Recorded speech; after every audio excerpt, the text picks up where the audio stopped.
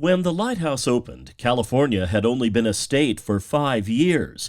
From 1855 until it was decommissioned in 1891, it shone a bright light out onto the Pacific, warning ships away from the rocky shores of Point Loma. It was one of the first original 8 lighthouses built on the west coast of the United States. As the program manager for interpretation, education, and volunteers at Cabrillo National Monument, it's part of Amanda Gossard's job to know a lot about this old lighthouse. It was looking pretty sad when the National Park Service decided to preserve it in 1913. The lighthouse is in a challenging environment, at least when it comes to Southern California, so maintenance and repairs are a fairly regular occurrence. We do everything from carpentry, masonry, plaster, so a lot of different trades. Larry Waldrop leads a specialized crew from the National Park Service. We're currently working on the interior of the lighthouse.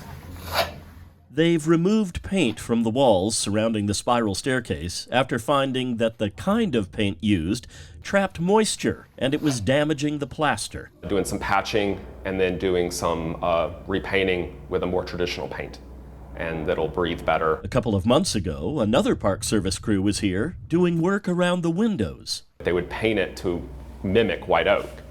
And just over time, UV degradation, especially in the windows, it had become brittle and was cracked and was peeling off. So our crew came in and we redid all the faux graining on the interior. Whether it's the parlor, the kitchen, or the 2 small bedrooms upstairs, this historic treasure demands a lot of upkeep.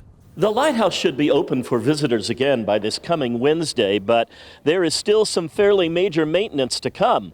I'm told a National Park Service crew will be back in late spring or early summer, this time to paint the exterior of the old lighthouse with that vapor-permeable paint. At Cabrillo National Monument, John Carroll, KPBS News.